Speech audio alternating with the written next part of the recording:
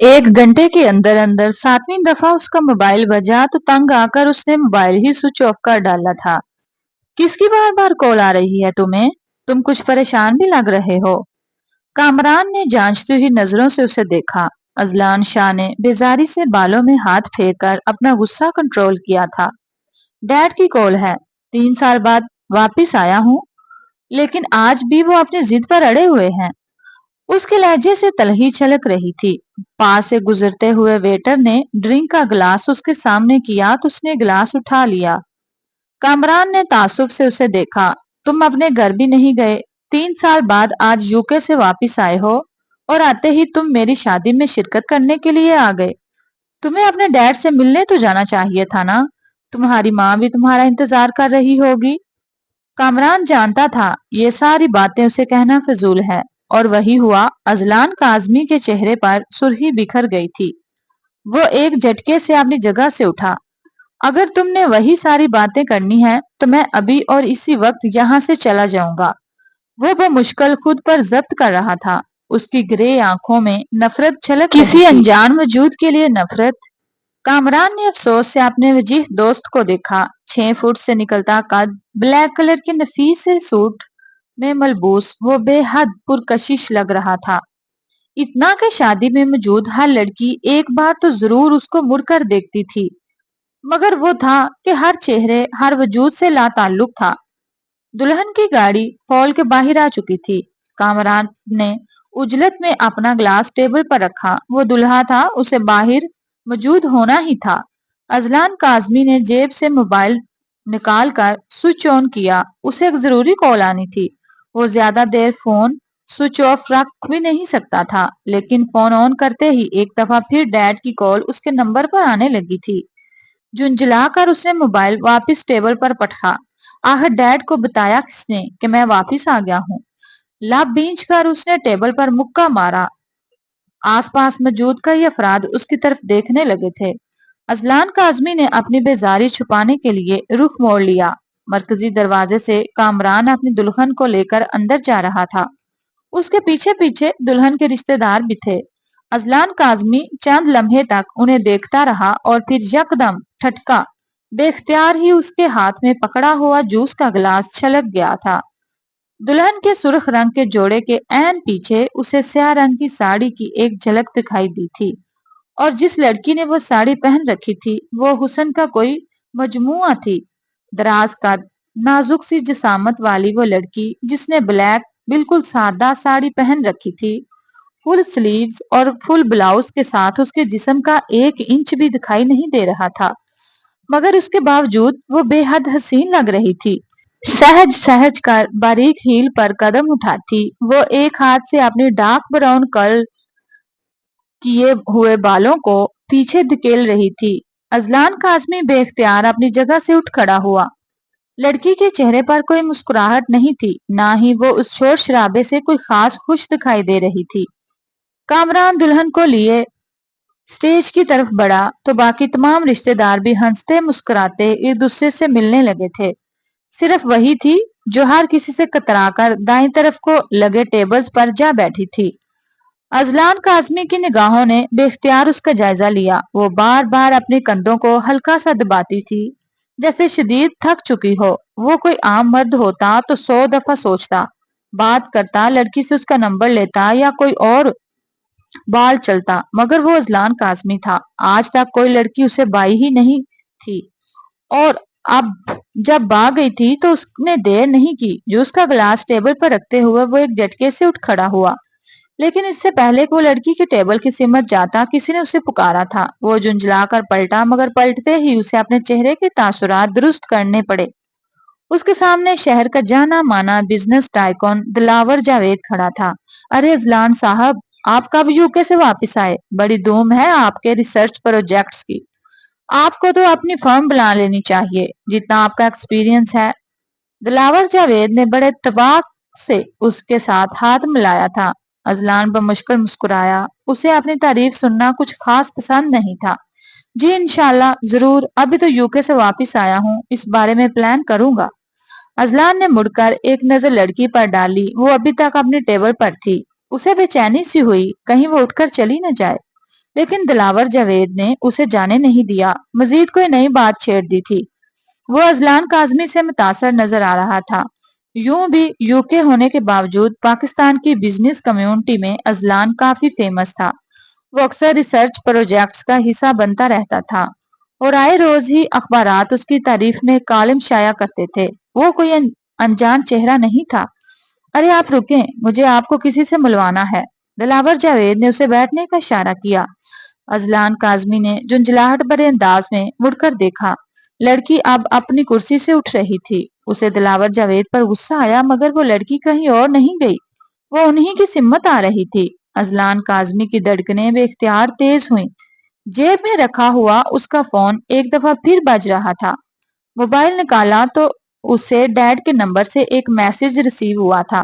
تم میری call receive نہیں کر رہے ازلان، گھر واپس کیوں نہیں آنا چاہتے؟ انہوں نے مختصر سا سوال پوچھا تھا۔ ازلان نے اپنا سر جھٹکا۔ آپ کی اسی گنوار اور پینڈو بانجی کی وجہ سے، جسے آپ نے میرے ساتھ باندھ رکھا ہے۔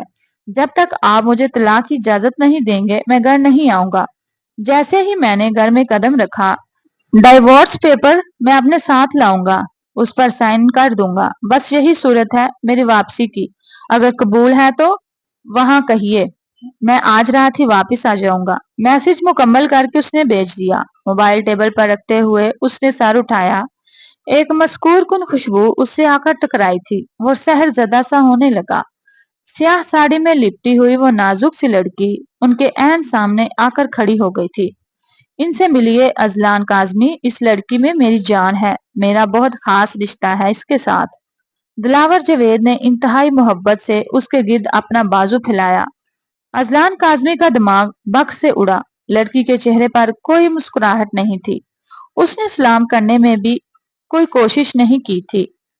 اپنی لامبنی پلکوں کو جھپکا کر اس نے بس ہلکا سا سر کو خم دیا تھا۔ ازلان کے سامنے پڑا موبائل ایک دفعہ پھر روشن ہوا۔ اس نے سن پڑتے اعصاب کے ساتھ ایک نظر موبائل پر ڈالی۔ ڈیڈ کا میسج ریسیو ہوا تھا اور ساتھ ایک تصویر بھی تھی۔ ٹھیک ہے، تم طلاق دے دو، ویسے بھی آبرو واپس حویلی جا چکی ہے۔ یہ تمہاری وہ بیوی ہے جسے تم طلاق دینے کی بات کرتے ہو۔ ڈائیورس پیپر لیتے آنا، مجھے کوئی اعتراض نہیں، کسی سحر زدہ انسان کی طرح۔ ازلان کاظمی نے تصویر کھولی۔ کوئی پہاڑ سا تھا جو اس کے وجود پر ٹوٹا تھا۔ سادہ سی شلوار قمیض میں ملبوس ڈارک براؤن بالوں والی مسکراتی ہوئی وہ لڑکی کوئی اور نہیں تھی بلکہ وہی تھی جو اس کے سامنے کھڑی تھی۔ ازلان کاظمی نے بے یقینی سے سر اٹھایا۔ دونوں لڑکیوں میں کوئی فرق نہیں تھا، وہی چہرہ، وہی آنکھیں، وہی وجود۔ اس نے بے چینی سے تصویر کو زوم کیا۔ کیا ہو گیا ازلان صاحب؟ آپ کسی پریشانی کا شکار لگتے ہیں۔ دلاور جاوید نے اس کے کندھے پر ہاتھ رکھا۔ فون بے اختیار ازلان کے ہاتھ سے چھوٹ کر نیچے جا گرا۔ اس نے بے یقینی سے سامنے کھڑی لڑکی کو دیکھا جو اس کی بیوی تھی۔ اس کا کیا نام ہے؟ سرسراتے ہوئے اس کے لبوں سے بس اتنا نکلا تھا۔ دلاور جاوید ہلکا سا مسکرایا۔ اس کا حسن ہر کسی کو ایسا ہی کر دیتا ہے۔ ویسے اس کا نام آبرو ہے، آبرو علی شاہ۔ دلاور جاوید نے ازلان کاظمی کے کانوں میں سور پھونک دیا تھا۔ اس نے ایک دفعہ پھر آبرو کے کندھے پر اپنا ہاتھ پھیلا کر اسے خود سے قریب کیا۔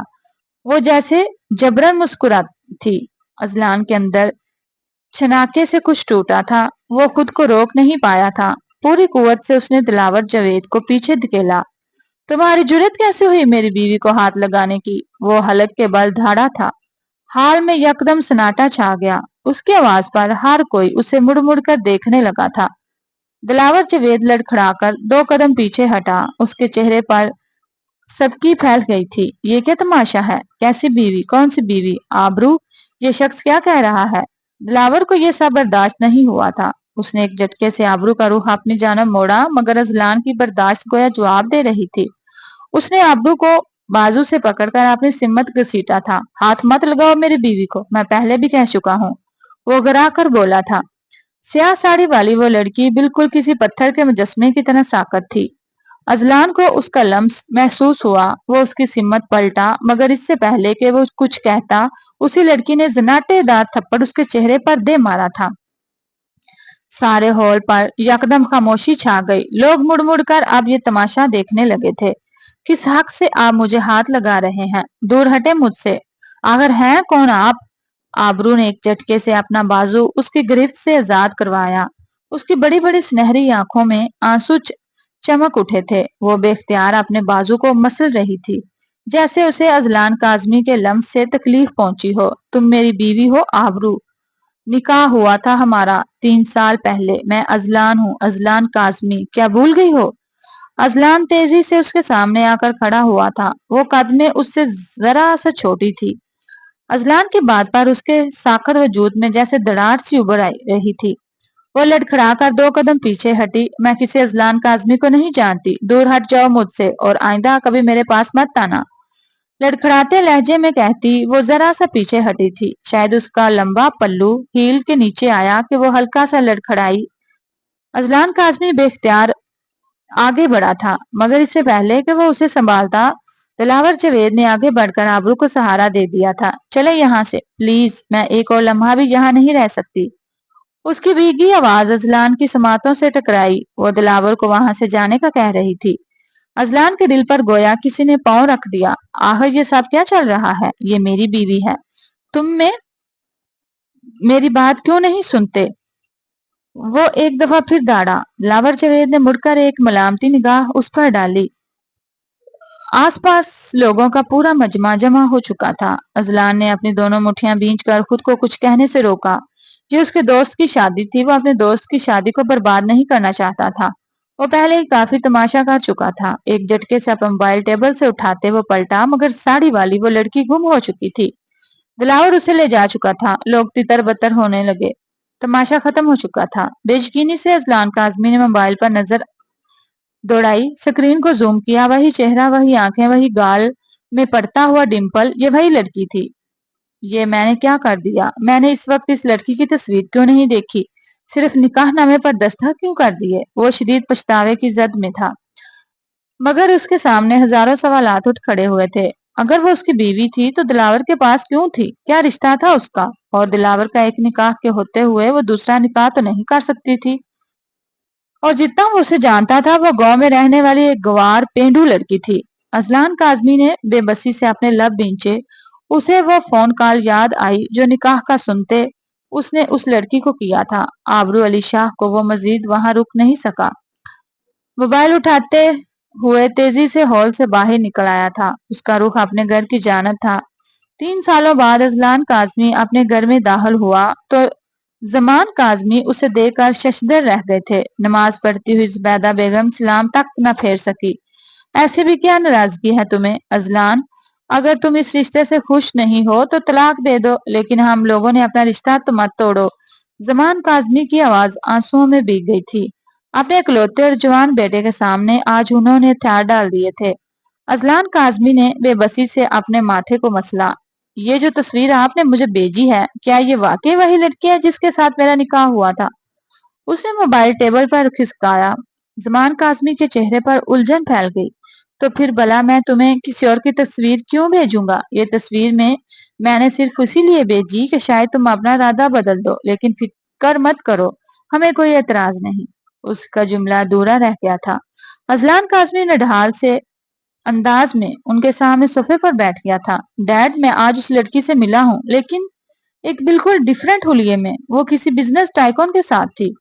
اس وقت سے میرا خون کھول رہا ہے، وہ میرے نکاح میں ہے اور کیسے کسی اور مرد کے ساتھ؟ اس نے شدت ضبط سے اپنی مٹھیاں بھینچ لی۔ سنہری آنکھوں میں سرخی جھلکنے لگی تھی۔ ڈیڈ نے حیرت سے آگے بڑھ کر موبائل اٹھایا۔ ایسا کیسے ممکن ہے؟ آبرو اس وقت اپنی حویلی میں ہی موجود ہے۔ وہ یہاں شہر آتی تو مجھے پتا ہی ہوتا، میری بہن کی بیٹی ہے وہ۔ وہ حیران تھے۔ انہوں نے جیب سے فون نکال کر کال ملائی۔ چند لمحے وہ کسی سے بات کرتے رہے۔ دیکھا، تمہیں غلط فہمی ہوئی ہے، آبرو اپنی حویلی میں ہی موجود ہے، تم چاہو تو وہاں جا کر اس سے ایک دفعہ مل لو۔ ان کے انداز میں امین چھلک اٹھی تھی۔ بند مٹھی کو لبوں پر جمائے وہ چند لمحے انہیں دیکھتا رہا۔ زبیدہ بیگم اس کے آنے پر خوشی سے نہال ہو رہی تھی، مگر اذلان فی الحال یہاں رکنا نہیں چاہتا تھا۔ جو سوالات اس کے اندر اٹھ رہے تھے اسے ان کے جواب چاہیے تھے، تو اس نے آرام کرنے کی بھی زحمت نہیں کی، صرف اپنے کپڑے بدلے، سفید رنگ کا شلوار قمیض پہنا اور الٹے قدموں کاظمی پیلس سے باہر نکل گیا تھا۔ اس کا رخ اس کچی پکی سڑکوں والے گاؤں کی طرف تھا جس کی مٹی سے اسے وحشت ہوتی تھی، جہاں جڑے ہر رشتے سے اس کا دل گھبراتا تھا کیونکہ وہ جدید دنیا کو پسند کرنے والا ایک ایلیٹ کلاس مرد تھا۔ اسے یاد تھا 3 سال پہلے جب اس کا یوکے کا ویزا کنفرم ہو گیا تھا تو وہ کتنا زیادہ خوش تھا۔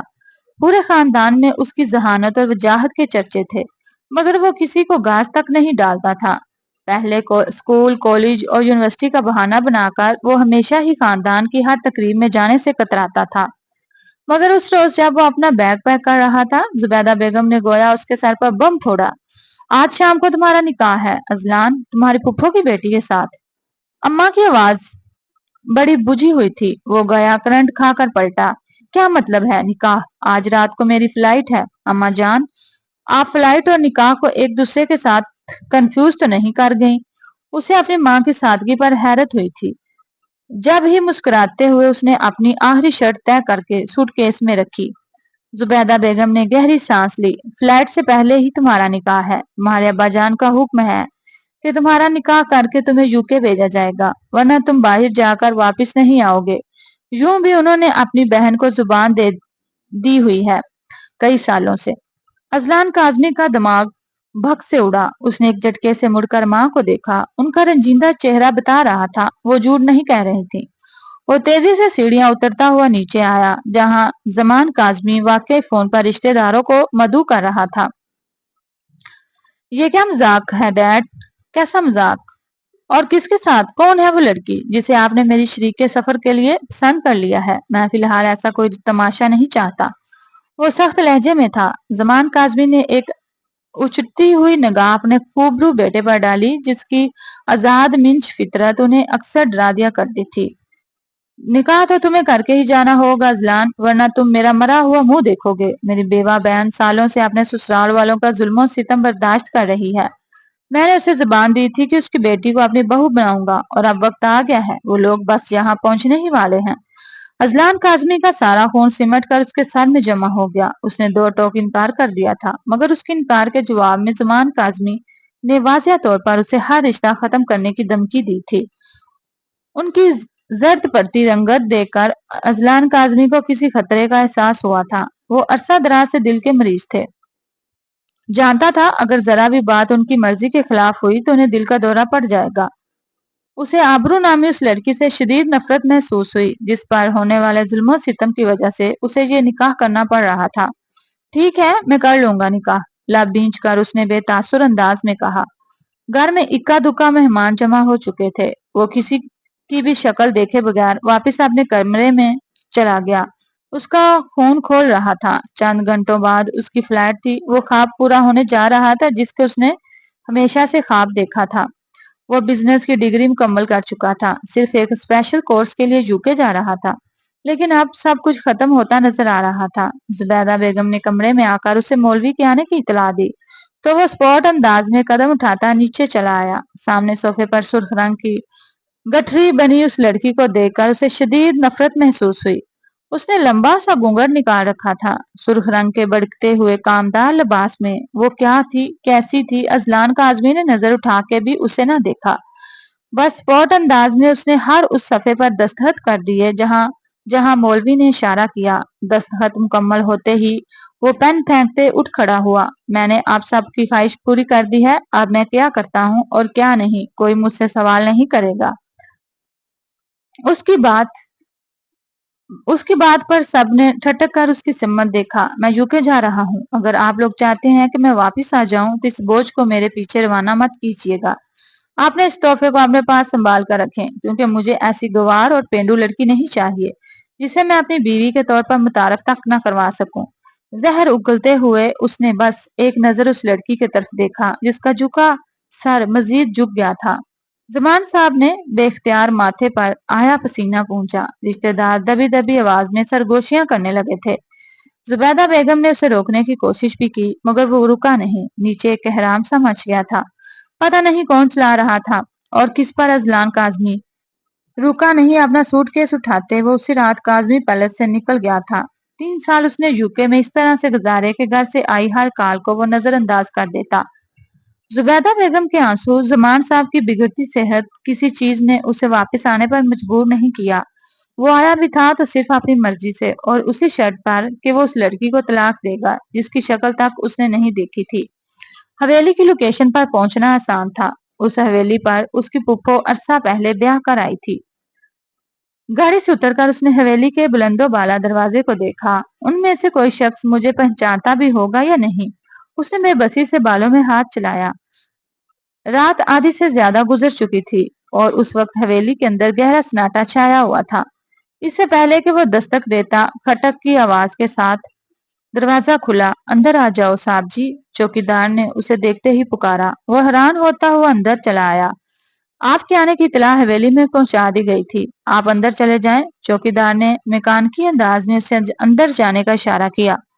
وہ گاڑی کی چابی اسے دے کر خود اندر چلا گیا۔ پوری حویلی سناٹے میں ڈوبی ہوئی تھی، کوئی ذی روح نہیں جاگ رہا تھا۔ اسے تذبذب ہوا، اگر کوئی جاگ ہی نہیں رہا تو مجھے کمرہ کون دکھائے گا؟ اور ڈیڈ نے تو کہا تھا آرزو یہیں اسی حویلی میں ہی ہے۔ اس نے بے اختیار چاروں طرف نظریں گھمائیں۔ اس کے قدموں کی آہٹ تھی یا کیا؟ ایک طرف سے ایک ملازمہ نمودار ہوتی دکھائی دی۔ آپ کا کمرہ اس طرف ہے۔ ملازمہ کی آواز میں بھی کوئی تاثر نہیں تھا، مگر اذلان کو حیرت ہوئی۔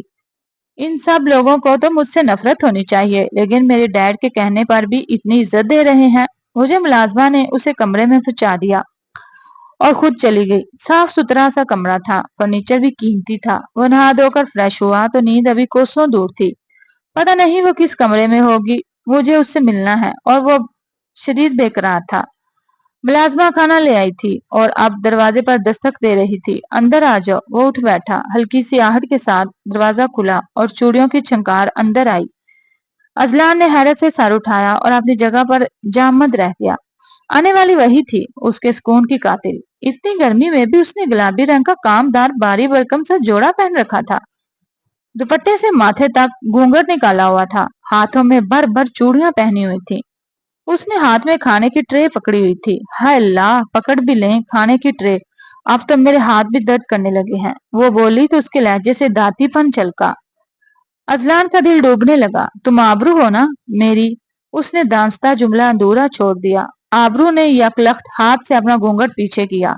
اس کا دمکتا ہوا چہرہ واضح ہو گیا۔ اذلان کی نگاہیں بے یقینی سے پھیلی۔ وہ دوپٹہ لبوں میں دبا کر ہنس رہی تھی۔ جی میں ہوں آپ کی وہ۔ اس کا انداز بالکل بھی ایسا نہ تھا جو دل پر اتر سکتا۔ اذلان کی نگاہوں میں وہ سیاہ ساڑی والی لڑکی گم گئی۔ شکل و صورت ایک تھی مگر انداز بالکل مختلف۔ وہ جیسے کھڑا تھا ویسے ہی واپس بیٹھ گیا۔ آپ کو کچھ ہوا ہے؟ کیا میں آپ کا سر دبا دوں؟ آبرو نے یک دم گھبرا کر اس کا ہاتھ تھام لیا تھا۔ اذلان کو بے حد برا لگا۔ اس نے ایک جھٹکے سے اپنا ہاتھ واپس کھینچا۔ تمہیں شرم نہیں آتی آدھی رات کو اس طرح میرے کمرے میں موجود ہو؟ کسی نے دیکھ لیا تو کیا سوچے گا؟ چلی جاؤ یہاں سے۔ اس کا لہجہ نہ چاہتے ہوئے بھی سخت ہو گیا تھا۔ اس کا دل بری طرح سے ٹوٹا تھا۔ آبرو نے حیرت سے پلکیں چپکائیں۔ برا کیوں لگے گا؟ آپ تو میرے وہ ہیں نا، ہمارا تو نکاح ہوا ہے جی، اور اب تو امی جی کہہ رہی تھی آپ کو عقل بھی آ گئی ہے۔ خالص دیہاتی لہجے میں اس کی معلومات میں اضافہ کر رہی تھی۔ اذلان شاہ نے لب بینچ کر خود کو کچھ کہنے سے روکا۔ عقل آ ہی نہیں گئی، عقل چلی گئی تھی جو میں یہاں چلا آیا۔ ایک چہرے کے کئی لوگ ہو سکتے ہیں دنیا میں، لیکن ایک ہی نام۔ اس نے بے بسی سے پیشانی رگڑی۔ وہ لڑکی جو اس کی دل میں اتر گئی تھی، اس کا نام بھی تو آبرو ہی لیا تھا دلاور نے۔ ایسا کیسے ممکن تھا؟ وہ ایک جھٹکے سے پھر سے اٹھا۔ تمہاری کوئی جڑواں بہن ہے کیا جو شہر میں رہتی ہے، بالکل تمہارے جیسے شکل و صورت والی؟ ایک خیال اس کے ذہن میں آیا۔ آبرو نے معصومیت سے پلکیں چپکائیں۔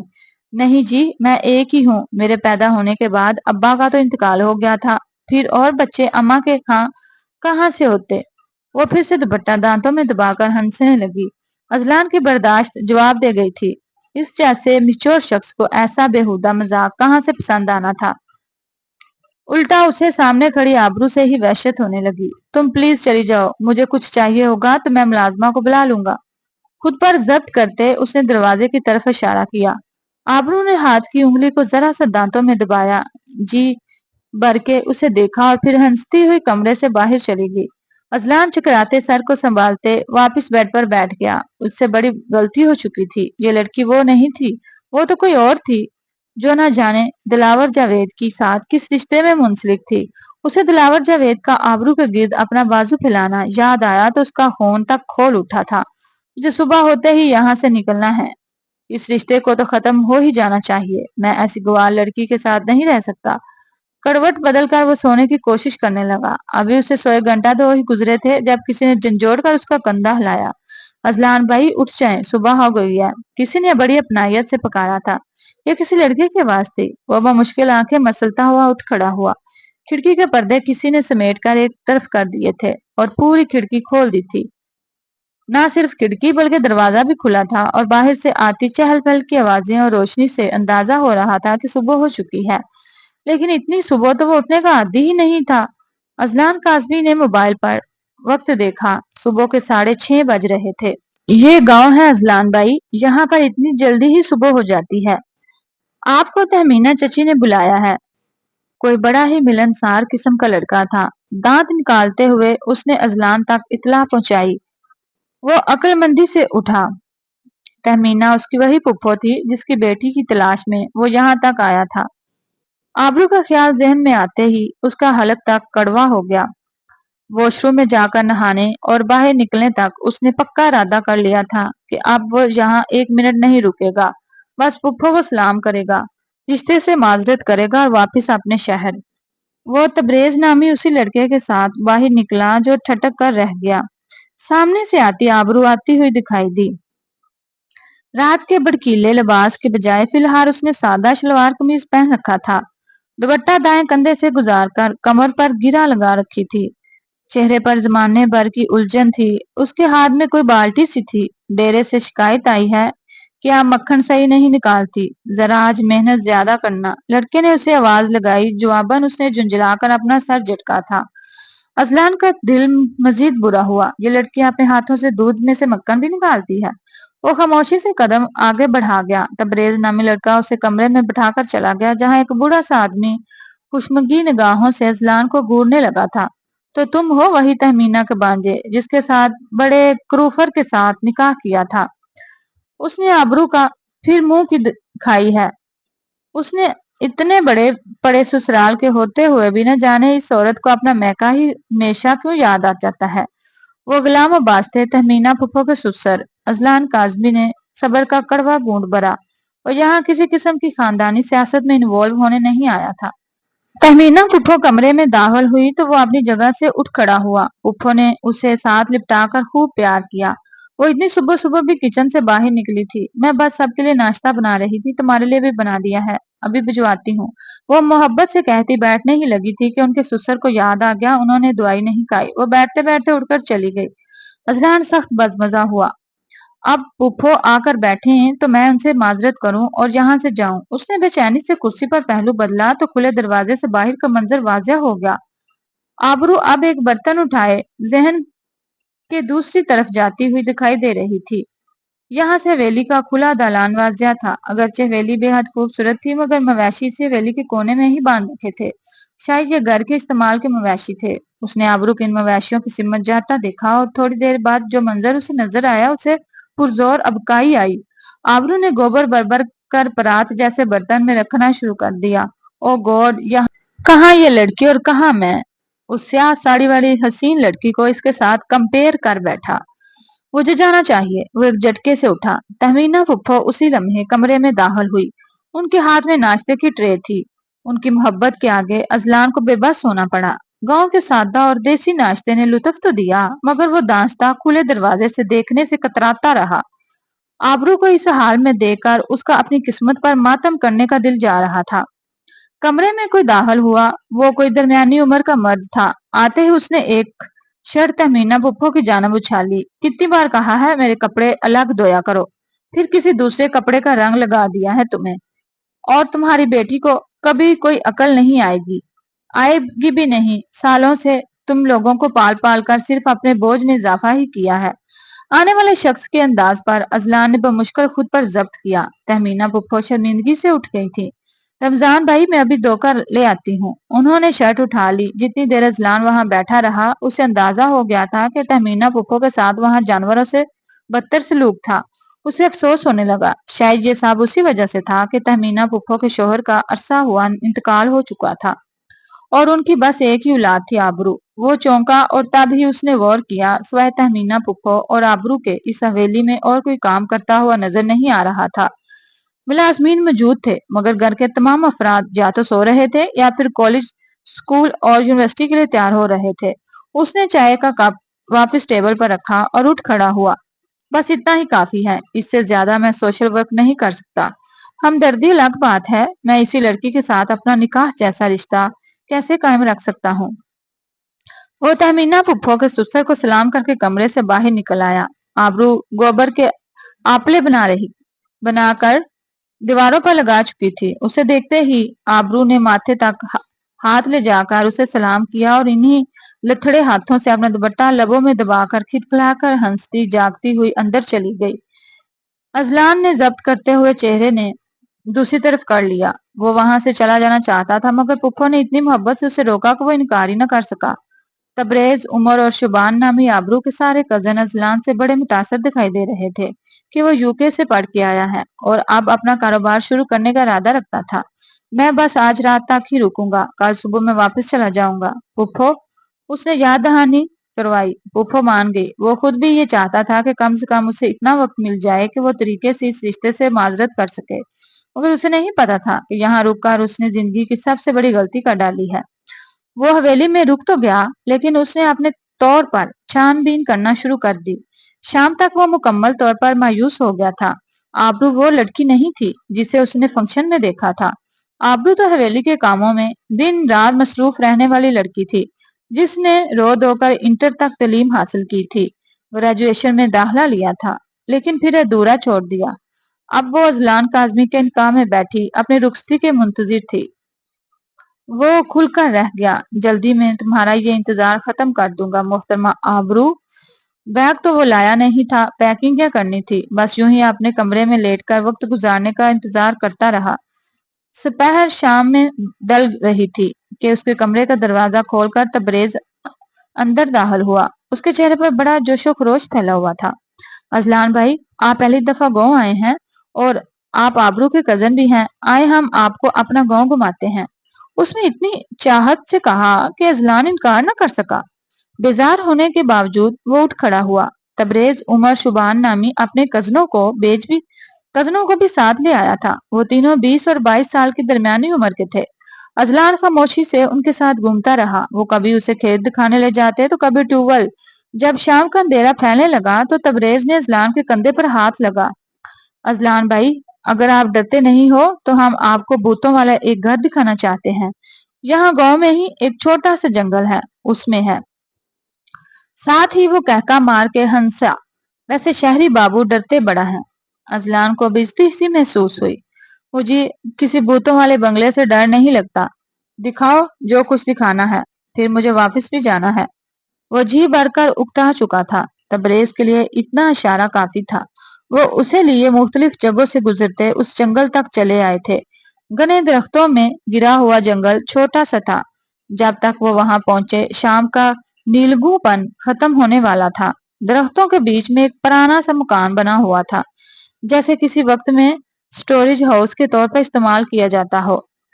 عمر نے دروازہ کھولا تو سب سے پہلے اذلان ہی اندر داخل ہوا۔ اندر دھول مٹی تھی، گھر کا فرش لکڑی کا تھا۔ وہ چند قدم چل کر درمیان میں کھڑا ہوا۔ اس میں ایسا کوئی کیا خاص بات ہے جو تم لوگ مجھے ڈرا رہے تھے؟ اس کا جملہ ابھی ادھورا ہی تھا، تڑاہ کی آواز کے ساتھ فرش پر بچھی ہوئی لکڑیاں ٹوٹی اور وہ دڑام سے نیچے کئی فٹ گہرے گڑھے میں جا گرا تھا۔ اس کے گرتے ہی شبان، عمر اور تبریز کے لبوں سے ایک چھٹ پاڑ کہکا گونجا تھا۔ کیا حشر کیا ہم نے تیرے ساتھ؟ شہری بابو بڑا ڈاکہ ڈال رہا تھا ہمارے بڑے لالا پر۔ جو اس کی چیز کی طرف آنکھ اٹھا کر دیکھیں ہم اسے بخشتے ہی نہیں ہیں۔ تبریز نے گڑھے میں جھانک کر کہا تھا۔ جہاں اذلان ٹوٹی ہوئی لکڑی اور مٹی کے ڈھیر پر سے اٹھنے کی کوشش کر رہا تھا۔ وہ جم سے ٹرینڈ شدہ جسامت کا مالک تھا، اس لیے اسے گہری چوٹ نہیں آئی تھی، ورنہ یہ گڑھا اس قدر گہرا تھا کہ اس کی ایک آدھ ہڈی تو ٹوٹ ہی سکتی تھی۔ لب بھینچ کر اس نے سر اٹھا کر دیکھا۔ تینوں لڑکوں کے چہرے پر شیطانی مسکراہٹ بکھری ہوئی تھی۔ یہ کیا تماشا ہے اور کس لالا کی بات کر رہے ہو؟ جھوٹے مکار ہو تم سب کے سب۔ وہ دانت پیس کر بولا تھا۔ لڑکوں کا کہکا ایک دفعہ پھر گونجا۔ وہ پیچھے ہٹنے لگے تھے۔ اب پڑے رہو اس گڑھے میں شہری بابو، سب یہی سمجھیں گے کہ تم شہر واپس چلے گئے، یہاں کوئی تمہاری مدد کو نہیں آنے والا۔ اذلان کی پہلی دفعہ رونگٹے کھڑے ہوئے۔ بے اختیار ہی اس نے جائزہ لیا، گڑھا بے حد گہرا تھا۔ وہاں اس کے ساتھ ٹوٹ کر نیچے پڑی ہوئی چند لکڑیاں تھی، مگر وہ اس کے ساتھ کس کام کی تھی؟ اس نے چند ایک بار گڑھے کی دیواروں سے چڑھ کر اوپر آنے کی کوشش کی، مگر وہ بربری مٹی کی تھی۔ جہاں وہ ہاتھ ڈالتا مٹی جڑ کر نیچے جا پڑتی۔ لڑکے دروازے کو تالا لگا کر جا چکے تھے۔ ان کی آوازیں کچھ دیر آتی رہیں اور پھر چاروں طرف سناٹا چھا گیا۔ ہیبت ناک تاریکی چاروں طرف پھیلی تو اذلان کو کچھ بھی دکھائی دینا بند ہو گیا۔ اب اسے سچ مچ پہلی دفعہ فکر ہوئی تھی اور اپنے آپ پر غصہ بھی آیا۔ سالوں سے جم میں ٹریننگ کر رہا ہوں، کیا فائدہ ہے ایسے مسلز کا؟ میں خود کی جان بھی نہیں بچا پا رہا۔ آخر میں یہاں آیا ہی کیوں؟ اس نے بیزاری سے گڑھے کی دیوار پر ٹھوکر رسید کی۔ نہ تو وہ بزدل تھا اور نہ ہی کم ہمت۔ اس نے کوشش جاری رکھی، مگر ہر بار وہ واپس گڑھے میں جا گرتا، یہاں تک کہ اس کی حالت شدید خستہ ہو گئی۔ مسلسل گرنے کے باعث اس کی پسلیاں اور ٹانگوں میں شدید درد ہونے لگا تھا۔ نہ جانے کتنے گھنٹے گزر چکے تھے، اب اسے شدید پیاس بھی محسوس ہو رہی تھی۔ اذلان کو پہلی دفعہ بے بسی محسوس ہوئی۔ سیاہ ساڑی والی اس لڑکی کا عکس اذلان شاہ کی نگاہوں میں گھوما تو اس نے سختی سے اپنا سر جھٹکا۔ وہ نڈھال ہو چکا تھا، گڑھے کے فرش پر لیٹے وہ بس اندھیرے میں گور گور کر دیکھ رہا تھا، اپنی آنکھیں کھلی رکھنے کی کوشش کر رہا تھا، جب اسے عجیب سی آواز سنائی دی۔ بے اختیار اٹھ بیٹھا، یوں لگا تھا جیسے کسی نے دروازے کے تالے پر کوئی زوردار چیز رسید کی ہو۔ اس نے یکدم زور سے پکارا، کوئی ہے؟ میں یہاں موجود گڑھے میں قید ہوں، پلیز اندر آؤ۔ اس نے پوری قوت سے آواز لگائی تھی، جواباً کوئی نہ بولا۔ ہاں البتہ تالے پر ضرب لگنے کی آواز میں اضافہ ہوتا گیا۔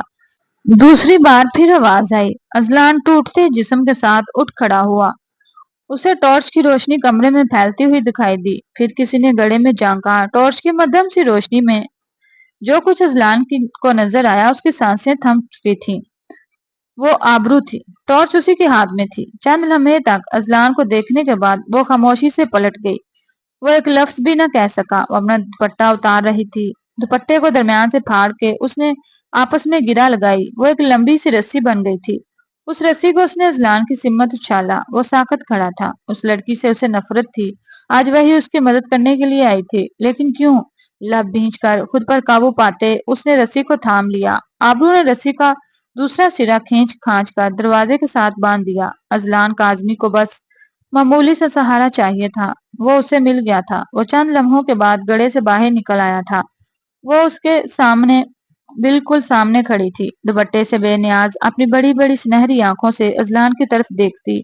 وہ بالکل خاموش تھی۔ تھینک یو آبرو، تمہارے وہ خبیث کزنوں نے مجھے دھوکے سے یہاں پر پھینکا، ورنہ میں اس کا جملہ ادھورا رہ گیا تھا۔ وہ ایک جھٹکے سے پلٹی۔ تھینک یو کہنے کی کوئی ضرورت نہیں ہے، ہم مہمانوں کی قدر کرتے ہیں، اور جتنے وہ لوگ چلاک ہیں، مجھے پتا تھا آپ کے ساتھ کچھ کیا ہوگا۔ وہ اپنے دوپٹے کی گرہ کھول رہی تھی۔ اذلان ساکت رہ گیا۔ یہ لہجہ، یہ آواز وہ نہیں تھی جو اس نے حویلی میں آنے کے بعد سنی تھی، بلکہ یہ انداز تو اس لڑکی کا تھا، اسی سیاہ ساڑی والی لڑکی کا۔ اس نے بے اختیار آبرو کی کلائی سے پکڑ کر اسے اپنی طرف کھینچا تھا۔ دوبارہ بولو، وہی بات جو تم نے ابھی کی، یا کوئی اور بات؟ کچھ تو بولو۔ وہ پاگل ہو پڑنے کے قریب تھا۔ آبرو چند لمحے اس کی سمت دیکھتی رہی، پھر یہ ایک دم گھبرا کر اس سے دور ہٹ گئی۔ اپنا ہاتھ اس نے کھینچ کر چھڑا لیا تھا۔ مجھے پریشان مت کریں، مدد کا یہ صلہ دے رہے ہیں آپ، کہ رات کی تاریکی میں مجھے ہراساں کر رہے ہیں۔ جنگل میں خطرناک جانور بھی ہیں، اگر آپ کو حویلی جانا ہے تو آ جائیں، شائستہ نرم مگر دو ٹوک لہجے میں کہتی وہ اپنا درمیان سے پھٹا ہوا دوپٹہ اپنے گرد لپیٹتی باہر نکل گئی تھی۔ اذلان شاہ ساکت اسے باہر جاتا دیکھتا رہا۔ یہ محض اس کا وہم تھا یا کچھ اور؟ وہ کون تھی؟ بے اختیاری وہ اس کے پیچھے بھاگا، مگر وہ باہر تاریکی میں گم ہو چکی تھی۔ جس تیزی کے ساتھ وہ آئی تھی، اسی تیزی سے جا چکی تھی۔ وہ اندازے سے ہی درختوں سے ٹکراتا واپس حویلی پہنچا، مگر وہاں پہنچنے تک وہ فیصلہ کر چکا تھا۔ اپنے رستے ہوئے وجود اور اٹھتی ٹیسوں کو دبائے وہ سیدھا تبریز کے کمرے میں پہنچا۔ وہ سکون سے سونے کی تیاری کر رہا تھا۔ اسے زندہ سلامت واپس آتے دیکھ کر ہکا بکا رہ گیا۔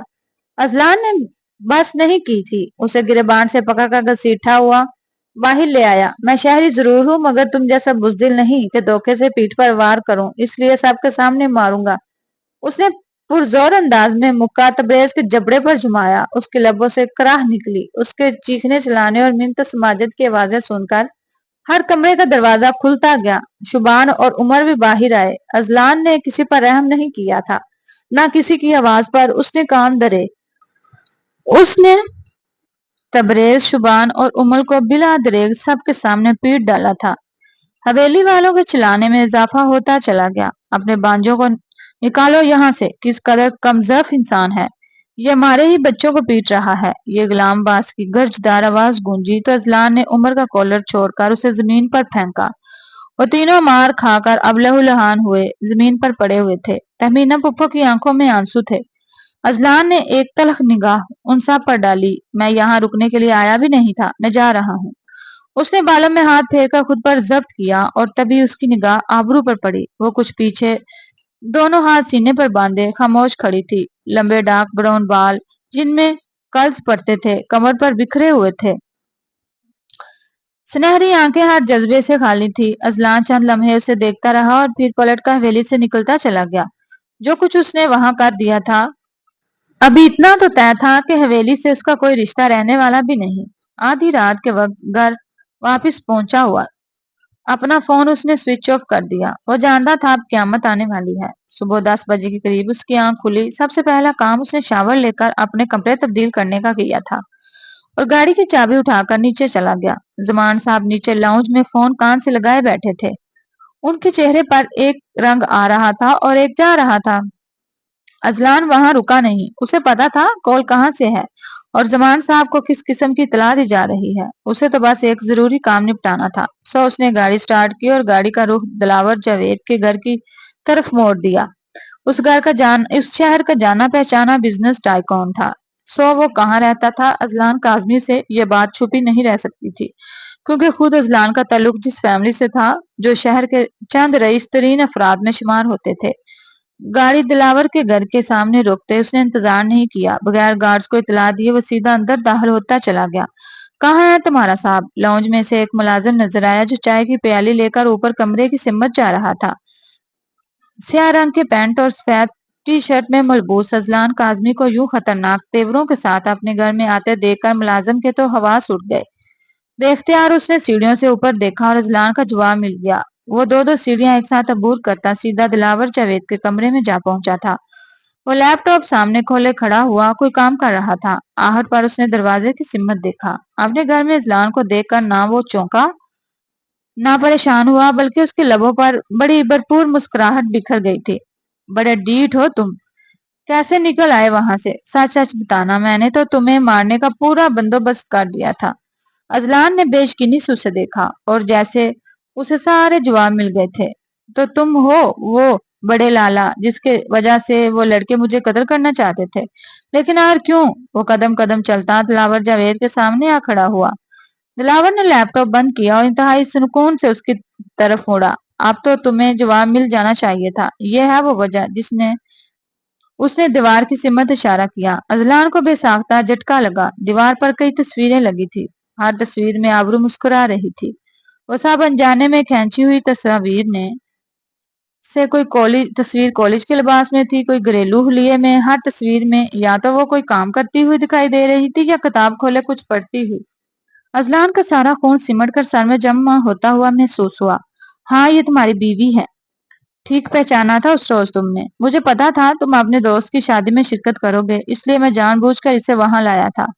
میں چاہتا تھا تمہارے سامنے میں اسے اپنے ساتھ رکھوں۔ میں بس آبرو کا ری ایکشن دیکھنا چاہتا تھا اور میں کامیاب رہا۔ وہ تم سے شدید نفرت کرتی ہے اور چونکہ وہ تم سے سخت ناراض تھی تمہارے انکار کی وجہ سے، سو اس نے حامی نہیں بھری، اور میں تو چاہتا ہی یہی تھا کہ وہ تم سے دور ہو جائے۔ جانتے ہو میں کون ہوں؟ آبرو کا چچا زاد۔ عرصہ دراز ہوئے حویلی سے نکل آیا اور شہر میں اپنا بزنس کھڑا کیا۔ حیرت میں تم جیسے ذہین آدمی کو میرے بارے میں علم کیوں نہیں تھا؟ وہ دونوں ہاتھ جیبوں میں ڈالے اطمینان سے اس کے سامنے آ کھڑا ہوا تھا۔ اذلان نے لب بھینچ کر اسے دیکھا۔ کیوں کیا تم نے یہ سب کچھ؟ کیوں مارنا چاہتے تھے تم مجھے؟ دلاور جاوید نے کہکا لگایا۔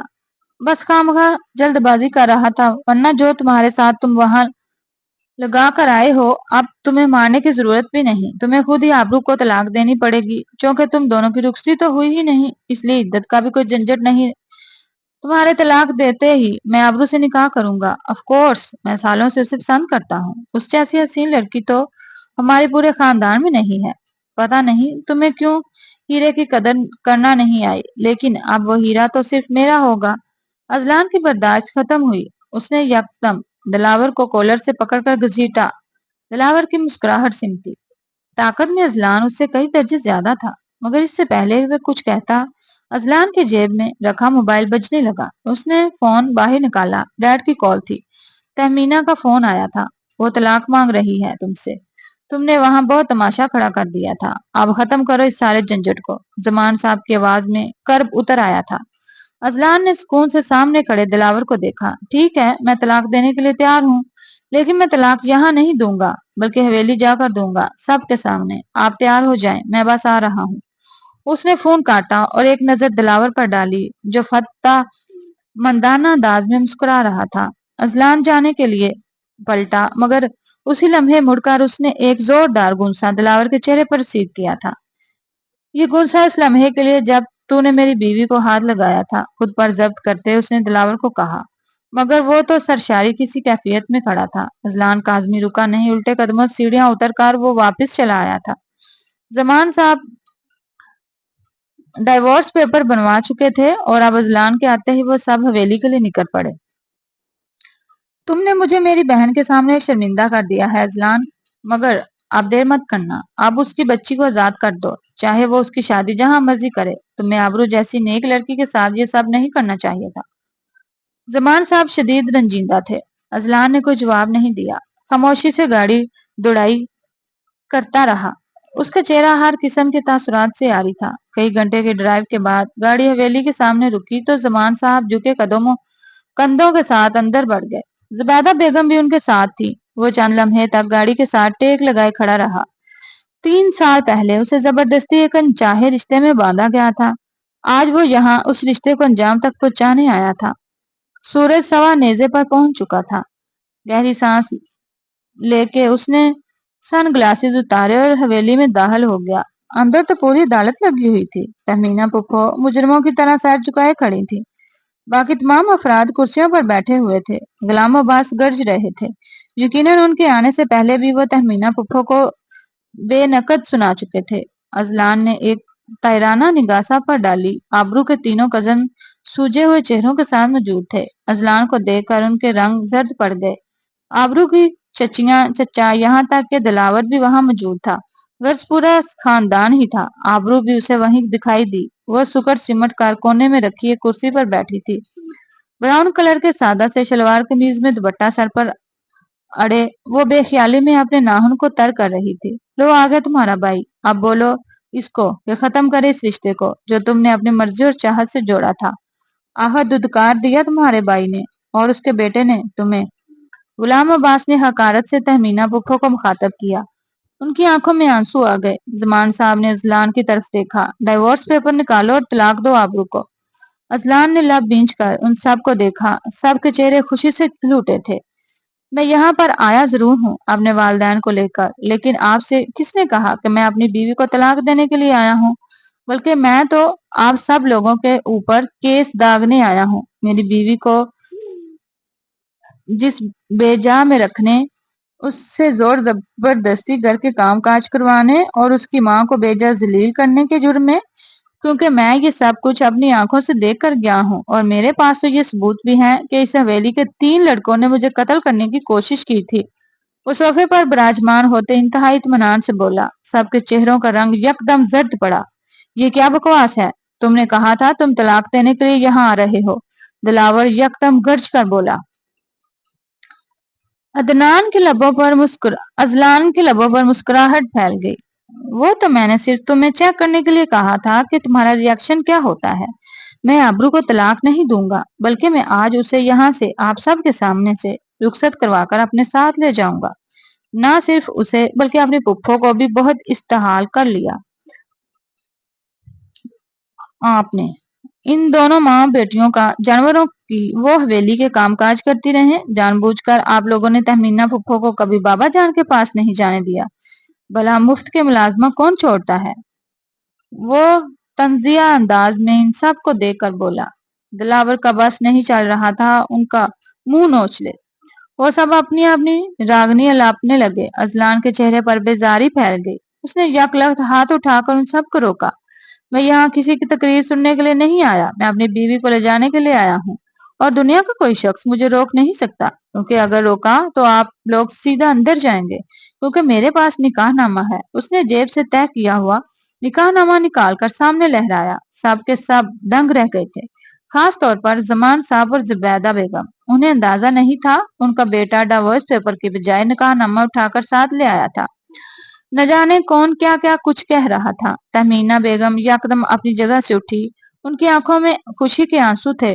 उठो आबरू, देर मत करो, तुम्हारे शोहर तुम्हें लेने आया है, जल्दी करो, हमें यहाँ से निकलना है। उन्हें तो जैसे नई जिंदगी का इशारा मिल गया। अजलान को कोई पहली बार अपनी पुप्पो से मोहब्बत महसूस हुई। न जाने कितने बरसों से वो ये जुल्म सह चुकी थी। आबरू ने कुछ नहीं कहा, बस एक नजर उसने अजलान पर डाली और पलटकर अंदर चली गई। वहां एक नया ही मजमा लग चुका था। दिलावर गुस्से से चला रहा था, मगर अजलान को देखकर उसमें इतनी जुर्रत नहीं हो पा रही थी कि वो कोई कदम उठाता। जमान साहब तरीके से उन सब के साथ बातचीत कर रहे थे। अजलान चुपके से एक तरफ से निकलकर अंदर की सिमत बढ़ गया। उसे पता था आबरू का कमरा कौन सा है। बेआवाज उसके कमरे में दाखिल हुआ तो वो सूट केस में कपड़े रख रही थी। आहट पर मुड़ी, उसकी आंखों में आंसू थे। मुझे समझ आ गई है कि तुमने ये सब कुछ क्यों किया, मुझे आईना दिखाने के लिए ना। तुम्हें हवेली के काम काज करते देखकर मैंने तुम पर पेंडू लड़की का लेबल लगा दिया था, हालांकि मुझे ऐसा नहीं करना चाहिए था। इन सब चीजों में कोई बुराई नहीं है, वो सब तो तुम मुझे चेक करने के लिए कर रही थी ना। वो कदम कदम चलता है, उसके सामने आकर खड़ा हो गया। आबरू ने सर झटका, दो आंसू आंखों से टूटकर बिखर गए। तो अब यकीन आ गया कि आपको मैं पेंडू और गवार लड़की नहीं हूँ, तभी तो रुखसत करवाकर मुझ पर एहसान कर रहे हैं ना। वो तलब अंदाज में कह उठी थी। अजलान के लबों पर बेसाख्ता मुस्कुराहट फैली। उसने बेख्तियार आबरू के दोनों हाथ थामे। मुझे माफ कर दो आबरू, मैंने पहचान लिया है कि जाहिर तौर पर जो चीजें हमें मुतासर करती हैं उनकी कोई हैसियत नहीं होती। मेरी जात का गुमान टूट गया है। मैं खुद को बड़ा परफेक्ट समझता था, मगर उस रात मुझे मेरी जान बचाने के लिए तुम आई ना आती तो मैं अपनी जात के तमाम तर मजबूती के साथ वहीं मर जाता। तुम्हारे जैसी गांव में रहने वाली एक इंटर पास लड़की ने मुझे बचाया, मुझे बताया कि तुम कितनी अजीम हो, तुम कितनी हसीन हो, तुम्हारा दिल कितना खूबसूरत है। उसने आहिस्तगी से आबरू के हाथ पर बोसा दिया। वो साकत रह गई। एक झटके से उसने अपना हाथ वापस खींच लिया। उसके लबों पर हल्की सी मुस्कुराहट फैल गई थी। वो इकरार भरी मुस्कुराहट थी। हिलान ने गहरा सांस लिया। वैसे तुम एक्टिंग कमाल की करती हो। वो जो गुलाबी ड्रेस पहनकर तुम रात को मेरे कमरे में आई थी और वो गोबर वाले हाथों से दुपट्टा तुमने मुंह में दबाया था, ओ माय गॉड, मुझे तो अब तो मुझे वो भी हसीन लग रहा है। वो जानबूझकर उसे चिढ़ा रहा था। आबरू ने अपनी मुस्कुराहट लबों में दबाई। वो सब तो मैंने आपको तंग करने के लिए किया था। 3 साल तक मुझे छोड़कर आप चले गए थे, कुछ तो हक मेरा भी था ना। वो अपनी पैकिंग मुकम्मल कर चुकी थी। अजलान ने उसका सूटकेस थाम लिया। छोड़कर गया था तो अब लेने भी आया हूँ, अब चाहे जिंदगी भर मुझे सजा देती रहना। उसने मजबूती से आबरू का हाथ थामा। वो जी भरकर मुस्कुरा उठी थी। दोनों ने एक दूसरे को पहचान लिया था और आने वाली जिंदगी वो दोनों एक दूसरे का हाथ नहीं छोड़ने वाले थे।